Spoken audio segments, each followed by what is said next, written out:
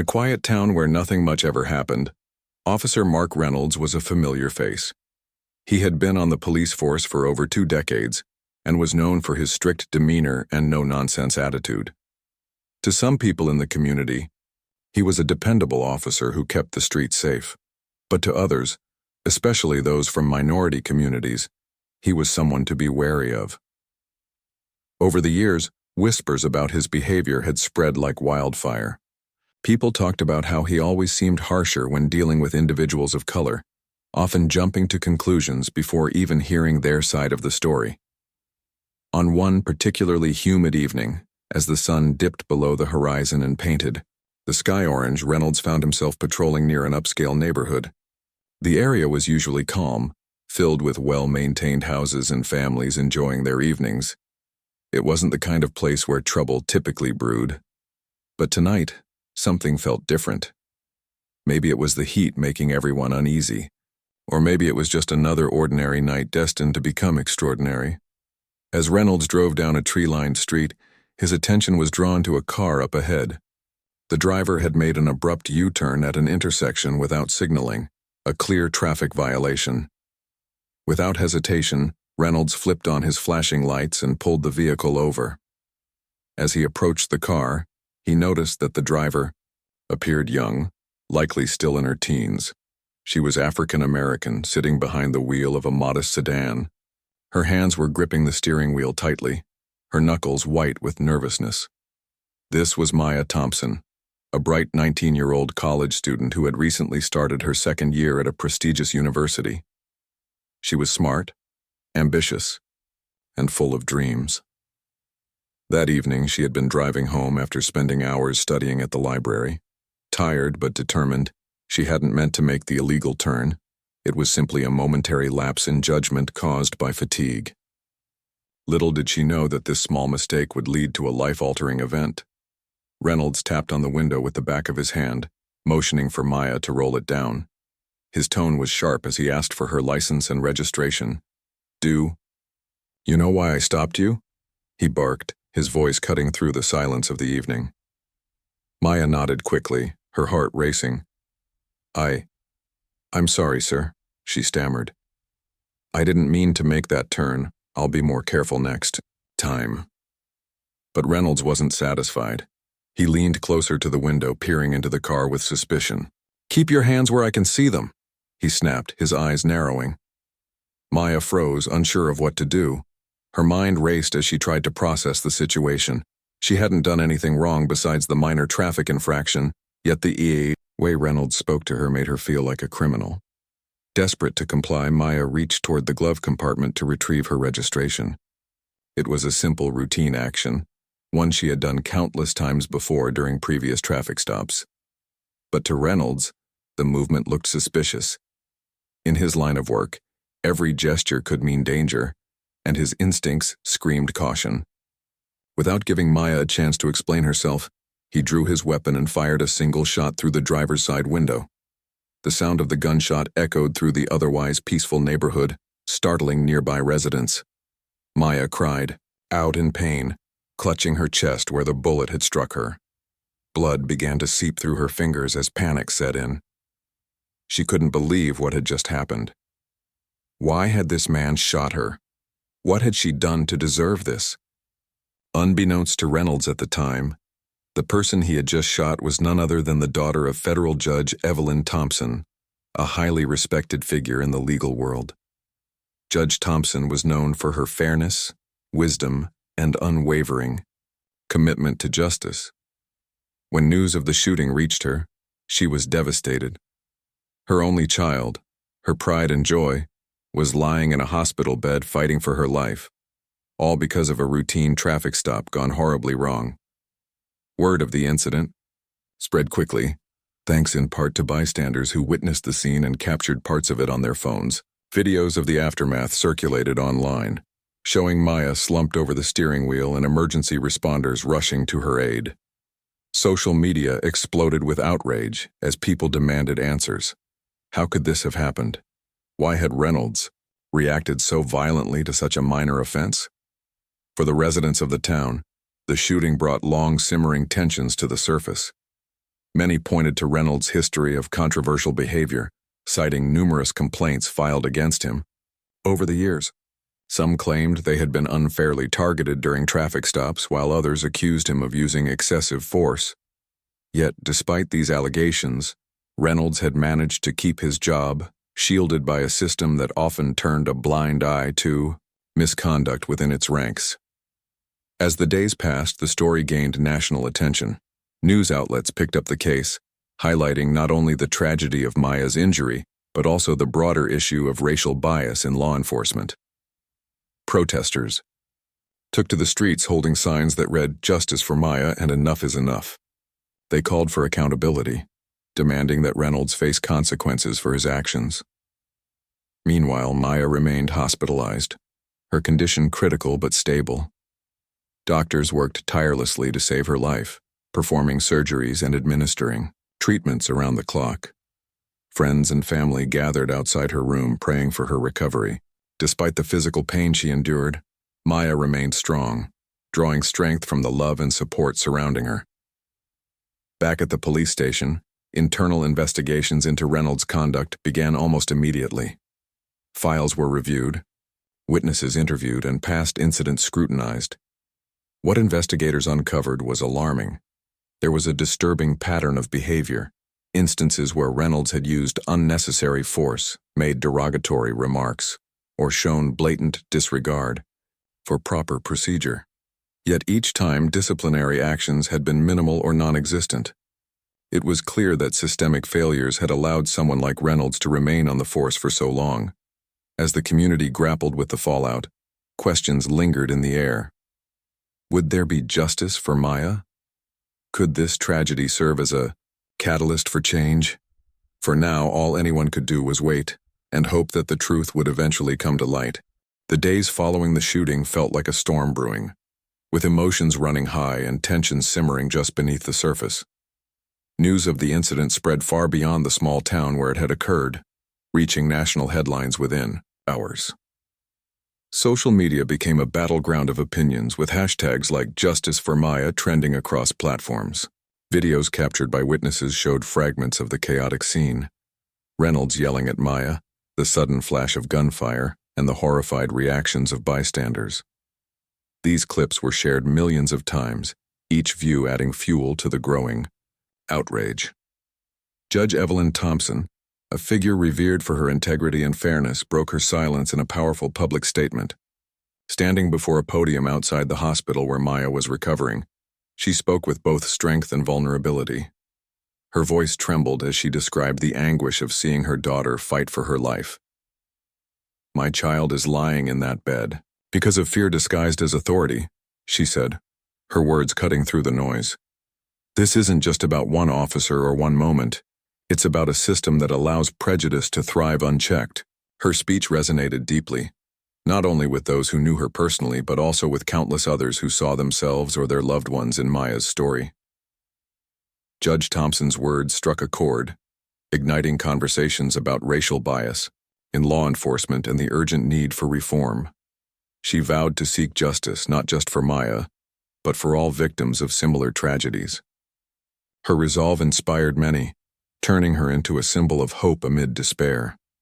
As the story gained momentum, so did calls for accountability. Protesters filled the streets, holding candlelight vigils and marches demanding answers. Signs read messages like "No justice, no peace," and "Black Lives Matter." The demonstrations weren't limited to the town where the shooting took place. They spilled over into cities nationwide.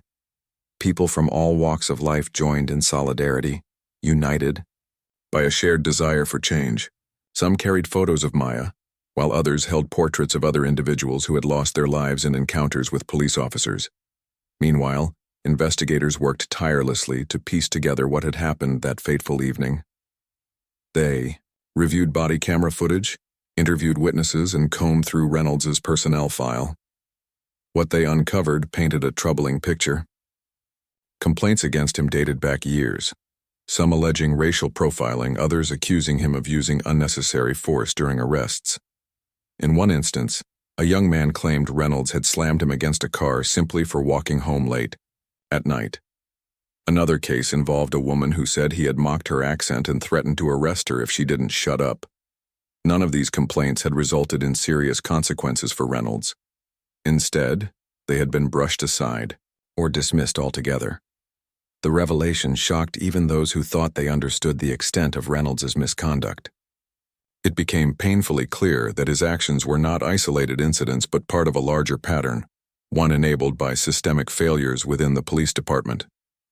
Internal memos revealed that supervisors had repeatedly warned higher-ups about Reynolds's behavior, yet nothing substantial had been done to address it. The lack of accountability infuriated the public, further intensifying demands for justice. In response to mounting pressure, federal authorities stepped in, elevating the case to a national level. The Department of Justice launched an independent investigation, pledging to leave no stone unturned. This move signaled a significant shift, as federal involvement often meant greater scrutiny and more severe repercussions. For many, it offered a glimmer of hope that this time things might actually be different.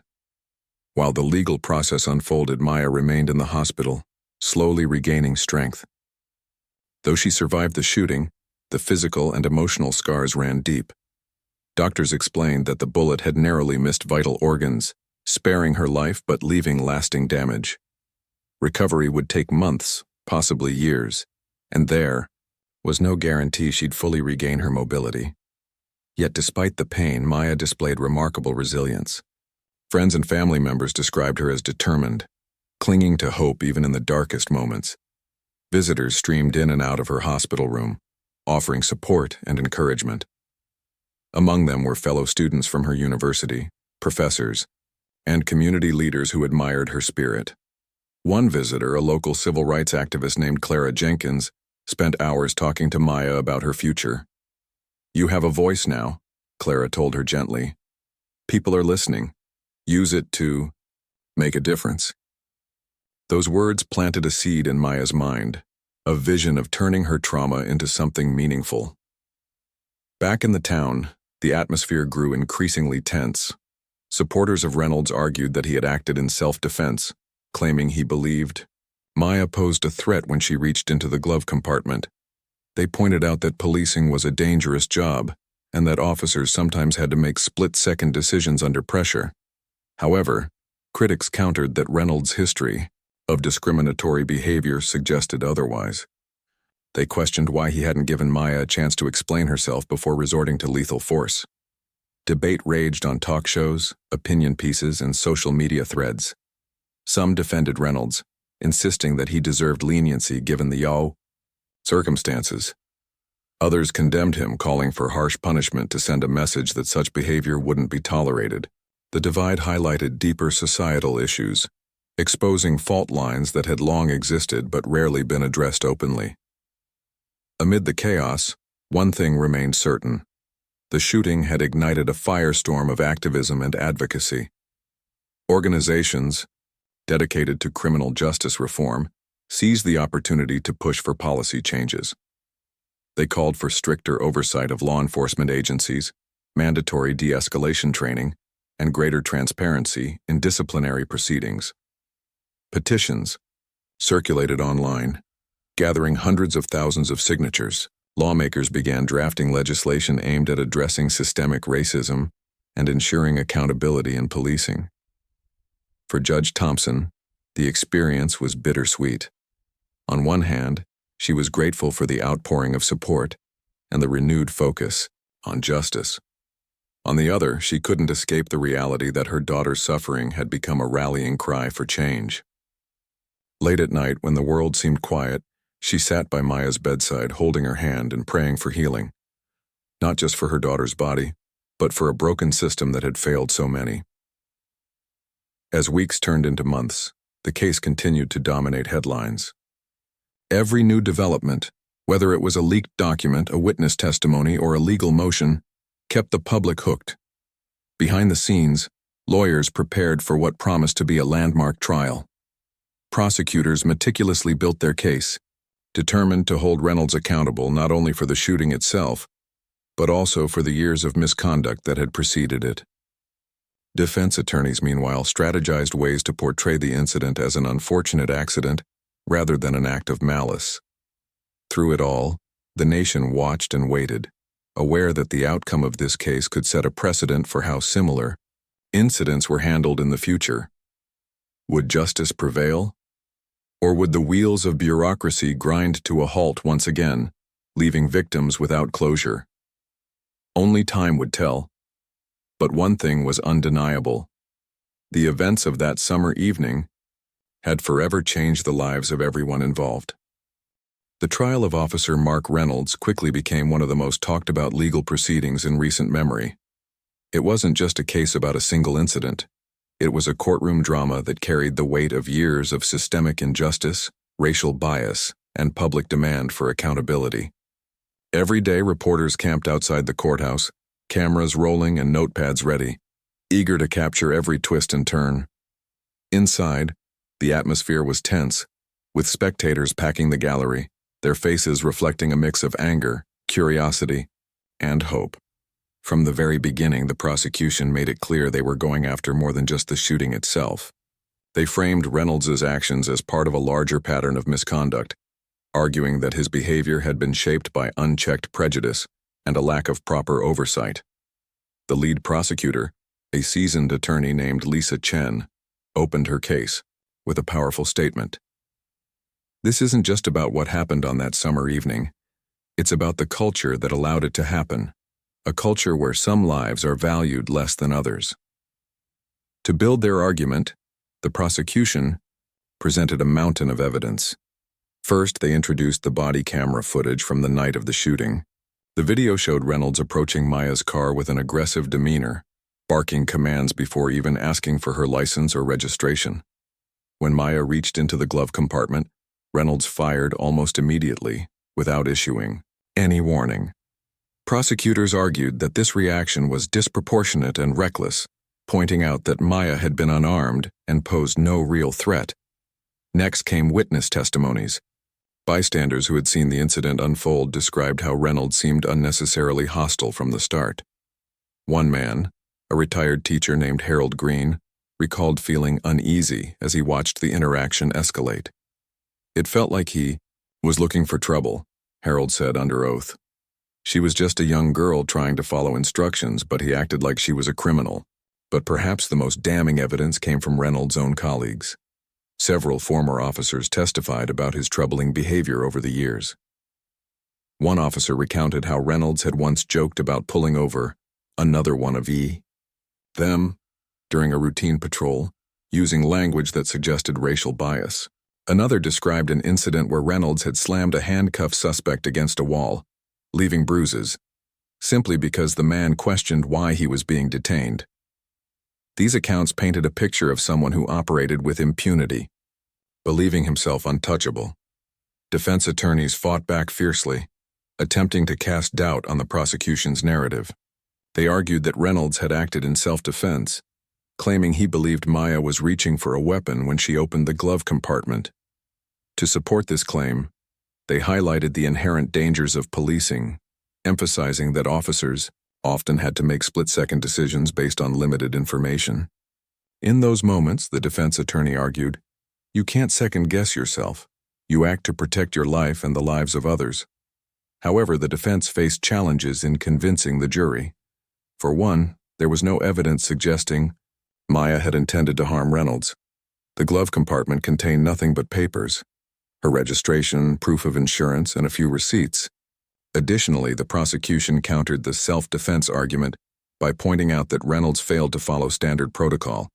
He hadn't ordered Maya to keep her hands visible, nor had he asked her to explain her actions before firing. Instead, he jumped straight to violence, bypassing de-escalation techniques that are drilled into every officer during training. One of the most emotional moments of the trial came when Maya herself took the stand. Still recovering from her injuries, she walked slowly to the witness chair, leaning on crutches for support. Her presence commanded silence in the room. As she began to speak, her voice trembled but remained steady. She recounted the events of that night, describing how terrified she had been when Reynolds pulled her over. I didn't understand why he was yelling at me, she said. All I wanted to do was go home. I thought if I followed his orders, everything would be okay. Maya then spoke about the impact the shooting had on her life. She explained how the injury had forced her to take a leave of absence from school, derailing her academic plans. More importantly, she shared how the experience had shattered her sense of safety. Before this happened, I trusted the police to protect me, she said, her eyes filling with tears. Now I don't know if I'll ever feel safe around them again. Her testimony moved many in the courtroom to tears, including some jurors, who exchanged glances as they listened intently. Judge Evelyn Thompson also played a crucial role in the trial, albeit indirectly. Though she recused herself from participating due to her personal connection to the case, her influence loomed large. Clips of her earlier statements criticizing systemic racism in law enforcement were replayed in court, reinforcing the prosecution's argument that Reynolds' actions were symptomatic of broader issues. Defense attorneys tried to argue that Judge Thompson's involvement tainted the fairness of the trial, but the judge overseeing the case dismissed these claims, stating that justice must prevail regardless of external pressures. As the trial progressed, media coverage intensified. Talk shows debated whether Reynolds should be held fully accountable or given leniency due to the stressful nature of his job. Online forums buzzed with opinions, with some users defending him while others condemned him outright. Amid the noise, civil rights organizations seized the opportunity to push for broader reforms. They organized rallies outside courthouses nationwide, holding signs that read, "Accountability now and justice for all." Their message was clear. This case wasn't just about Reynolds. It was about dismantling the structures that enabled people like him to operate unchecked. By the time closing arguments arrived, emotions were running high.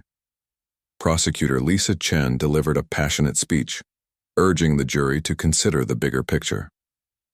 "This is your chance to send a message," she said. "A message that we will no longer tolerate discrimination disguised as authority, a message that everyone deserves equal treatment under the law." The defense, meanwhile, reiterated its stance that Reynolds had made an honest mistake in a high-pressure situation, appealing to the jury's sense of empathy. After weeks of testimony, deliberations began. Jurors pored over the evidence, weighing conflicting narratives and grappling with the gravity of their decision. Each day they spent behind closed doors felt like an eternity to those waiting anxiously outside. Reporters speculated endlessly about the outcome, while protesters gathered near the courthouse holding candles and chanting slogans. The entire nation seemed to hold its breath, knowing that whatever verdict emerged would have far-reaching implications. Finally, after days of deliberation, the jury reached a decision. As the foreman stood to announce the verdict, the courtroom fell silent.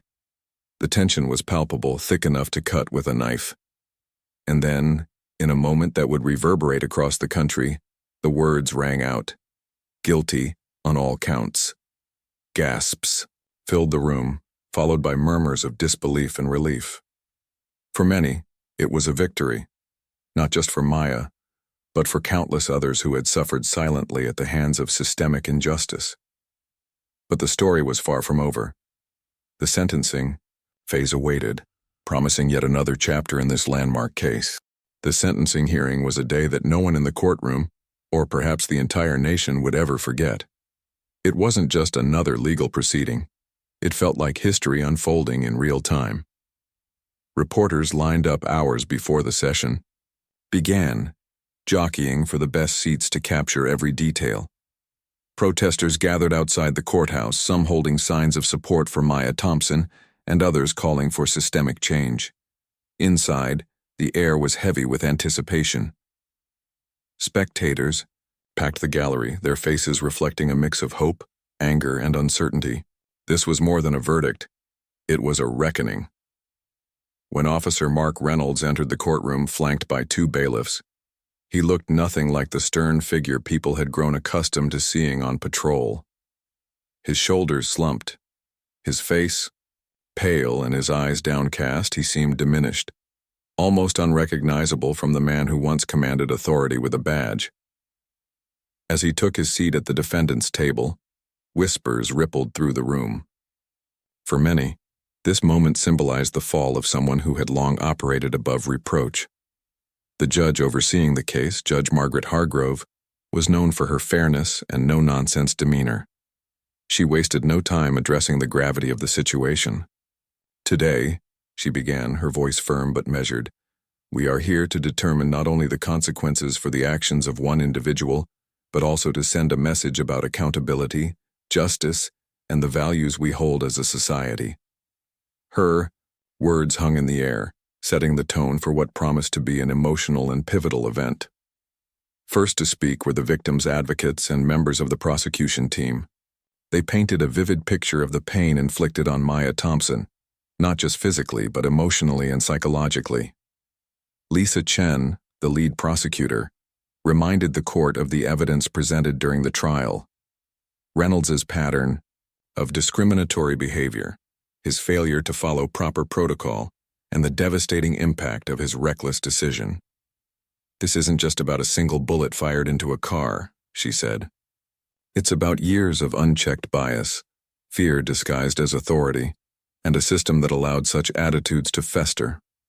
Then came the most powerful moment of the hearing. Maya Thompson herself addressed the court. Though still recovering from her injuries, she stood tall, leaning slightly on her crutches as she approached the podium. The room fell silent, all eyes fixed on her. Taking a deep breath, she began to speak, her voice steady despite the weight of her emotions. "Before that night," she said, "I believed in the idea of justice. I believed that police officers were there to protect us, to serve our communities fairly. But now I'm not sure if I'll ever trust them again." Her words struck a chord, resonating deeply with those who had experienced similar betrayals of faith. She went on to describe how the shooting had changed her life forever. "I can't run anymore, I can't dance, I can't even sit without pain sometimes. But worse than the physical scars is knowing that this happened because of who I am, a Black woman. And that hurts more than any bullet ever could." Her testimony brought tears to the eyes of many in the courtroom, including some jurors and even a few reporters scribbling furiously in their notebooks. When she finished speaking, there was a long pause before applause broke out softly in the gallery. Judge Hargrove quickly restored order, reminding everyone of the solemnity of the occasion, but the sentiment was clear. Maya's courage had left an indelible mark on everyone present. Next, it was Reynolds's turn to address the court. Flanked by his defense attorney, he stepped forward hesitantly, clutching a piece of paper with trembling hands. Reading haltingly from his prepared statement, he expressed regret for the events of that night, but stopped short of taking full responsibility. "I never intended to hurt anyone," he said, his voice barely audible. "I thought I was doing my job, protecting myself and others. If I could go back, I would do things differently." But his apology rang hollow to many in the room. Critics noted that he failed to acknowledge the role his biases may have played in the tragedy. Instead, his words seemed focused on portraying himself as a victim of circumstance, a man caught in a moment of panic, rather than someone whose actions stemmed from years of unchecked prejudice. When he returned to his seat, the mood in the courtroom shifted noticeably. Sympathy for him was scarce, replaced instead by a collective sense of frustration and resolve. Finally, Judge Hargrove delivered her ruling. After reviewing the facts of the case, the jury's verdict, and the testimonies provided, she declared that Reynolds' actions warranted severe punishment. "You wielded your power recklessly," she said, her voice echoing through the silent courtroom. "You perpetuated harm rooted in bias, and you violated the very principles you swore to uphold. Today we affirm that no one, not even those entrusted with enforcing the law, is above its reach." With those words, she announced the sentence: 50 years in prison without the possibility of parole. Gasps filled the room, followed by murmurs of shock and disbelief.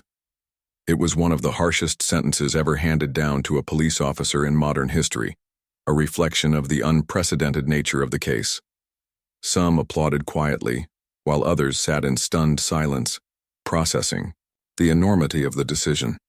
Outside the courthouse, reactions were mixed but overwhelmingly supportive of the outcome. Protesters cheered, chanting slogans like "Justice served" and "No more excuses." Civil rights leaders hailed the verdict as a landmark moment, proof that accountability was possible even in cases involving law enforcement.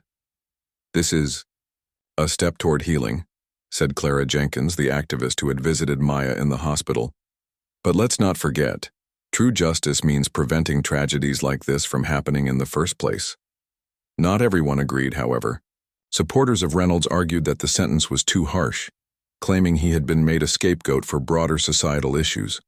Online forums buzzed with heated debates, with some users defending him as a product of a flawed system, while others condemned him as a symbol of everything wrong with policing. The divide highlighted the complexity of the issue, underscoring the challenges of achieving meaningful reform. For Maya and her family, the sentencing marked the end of a painful chapter, but not the conclusion of their journey. Judge Evelyn Thompson released a statement thanking the court for its decision, but emphasizing the need for continued advocacy.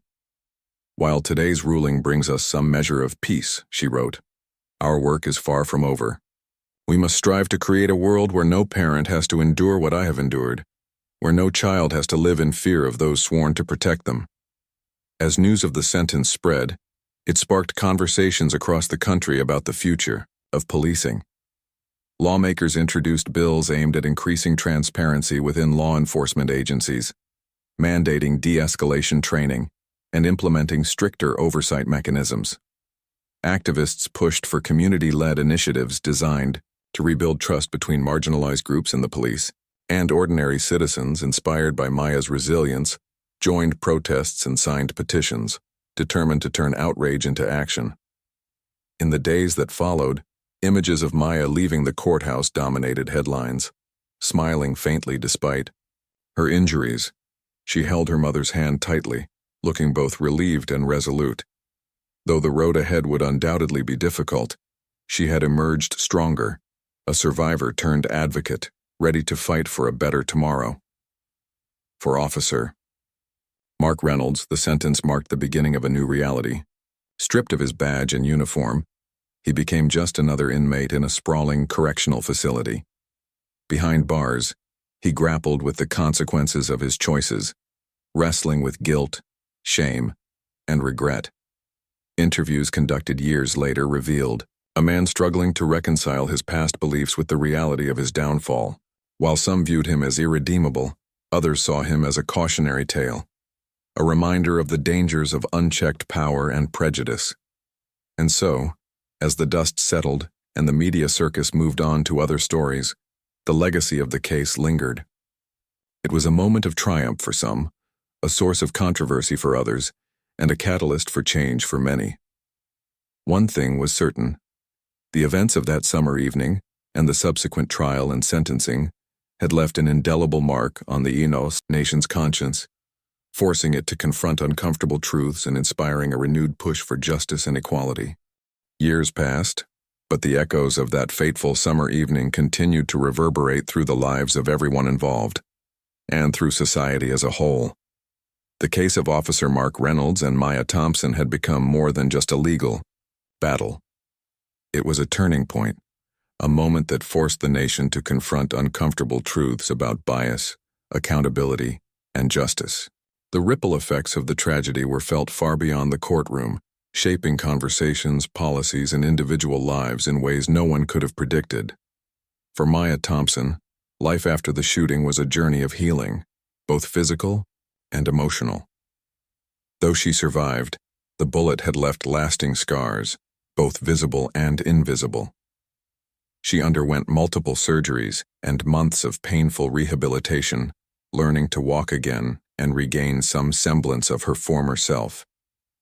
But the road to recovery wasn't just about mending her body. It was also about rebuilding her spirit. The trauma of that night stayed with her, haunting her dreams and making her wary of authority figures. Yet Maya refused to let bitterness consume her. Instead, she channeled her pain into purpose. Inspired by the words of civil rights activist Clara Jenkins during one of their early meetings in the hospital, Maya decided to dedicate herself to advocacy work. She returned to college after a year-long hiatus, switching her major from business to sociology with a focus on criminal justice reform. Her professors marveled at her determination, noting how she approached every assignment with passion and insight. Outside of class, Maya became a vocal advocate for change, speaking at rallies, writing op-eds, and collaborating with organizations working to address systemic racism in law enforcement. Her story resonated deeply with audiences across the country. People were moved not only by her resilience but also by her unwavering belief in the possibility of transformation. "I don't want anyone else to go through what I went through," she often said during interviews. "If sharing my experience can help create a safer, fairer world, then all of this will have been worth it." Her courage inspired countless others to speak out against injustice, amplifying the call for reform. Meanwhile, Judge Evelyn Thompson retired from her position earlier than planned, choosing to step away from the bench to focus on mentoring young lawyers and activists. Her reputation as a champion of fairness and integrity only grew stronger in the wake of the trial. She traveled extensively, delivering speeches at universities, conferences, and community events, urging future generations to fight for equity and accountability. At home, she poured her energy into supporting Maya's advocacy efforts, standing proudly beside her daughter as they worked together to push for meaningful change. The impact of the case extended far beyond personal transformations. It ignited a wave of activism that swept across the nation, galvanizing people from all walks of life to demand reforms in policing practices. Lawmakers introduced legislation aimed at increasing transparency within law enforcement agencies, mandating de-escalation training, and implementing stricter oversight mechanisms. Some states even passed laws requiring independent investigations into incidents involving police misconduct, ensuring that cases like Maya's would never again be swept under the rug. Civil rights organizations seized the momentum, organizing grassroots campaigns to educate communities about their rights and empower them to hold authorities accountable. Social media played a crucial role in amplifying these efforts, providing a platform for marginalized voices to share their stories and mobilize support. Hashtags like Justice for All and Numb Reform now trended regularly, keeping the conversation alive and reminding the public of the urgent need for action. In the years following the trial, documentaries and books chronicling the case emerged, further cementing its place in history. One documentary, titled Through the Window, featured interviews with Maya, Judge Thompson, witnesses, and experts who analyzed the broader implications of the verdict. The film won several awards and sparked renewed interest in the topic, prompting discussions in classrooms and living rooms alike. Another book, written by a journalist who covered the trial extensively, delved into the systemic failures that allowed someone like Reynolds to remain on the force for so long. Both works served as reminders that while progress had been made, much work remained to be done. As for Mark Reynolds, his life behind bars became a study in contradictions. In prison, he was stripped of the power and privilege he once held, reduced to an inmate number among thousands. Early on, he struggled to adapt to his new reality, grappling with feelings of shame, anger, and regret. Journalists occasionally visited him to document his thoughts, hoping to understand what drove a man like him to act as he did. During these interviews, Reynolds vacillated between defensiveness and remorse. He admitted that he had made mistakes but stopped short of acknowledging the deeper biases that influenced his behavior. Over time, however, something shifted. Perhaps it was the weight of isolation or the realization that his actions had caused irreparable harm. Or maybe it was simply the passage of time forcing him to reflect on his choices. Whatever the reason, Reynolds began participating in prison programs designed to promote empathy and understanding. He joined group therapy sessions, where inmates discussed issues of race, privilege, and accountability. Slowly but surely, he started piecing together the puzzle of his own prejudices, confronting the beliefs that had shaped his worldview for decades. By the time he gave his final interview, a candid conversation published in a national magazine, Reynolds sounded almost unrecognizable from the defensive figure who had addressed the court during sentencing. "I used to think I was doing the right thing," he confessed. "But now I see how wrong I was. Not just that night, but for years before." I hurt people because of who they were, and I'll carry that guilt for the rest of my life." While some dismissed his words as too little too late, others saw them as a sign of growth, a reminder that even those who commit grave errors are capable of change, albeit under extraordinary circumstances. Back in the town where the incident occurred, life slowly returned to normal, but with noticeable differences. The police department underwent significant restructuring, including leadership changes and mandatory diversity training for all officers. Community leaders worked tirelessly to rebuild trust between residents and law enforcement, hosting regular forums where citizens could voice concerns and suggestions. Though progress was slow, there were glimmers of hope. Officers began patrolling neighborhoods with a greater emphasis on service rather than control, and complaints of misconduct dropped sharply. For many, the case served as a catalyst for introspection. Parents talked to their children about racial bias and the importance of treating everyone with dignity and respect. Teachers incorporated lessons on social justice into their curriculums, encouraging students to think critically about inequality and fairness. Even casual conversations at dinner tables and coffee shops reflected a growing awareness of the need for systemic change. In the end, the legacy of the case was complex, a mix of triumph and tragedy, progress and lingering challenges. It reminded people that justice is rarely perfect, but it is always worth striving for. Maya Thompson's story became a beacon of hope, proof that even in the darkest moments, light can emerge if we dare to confront our flaws and fight for a better future. And though the scars of that summer evening would never fully fade, they stood as a testament to the resilience of the human spirit and the enduring quest for fairness in an imperfect world.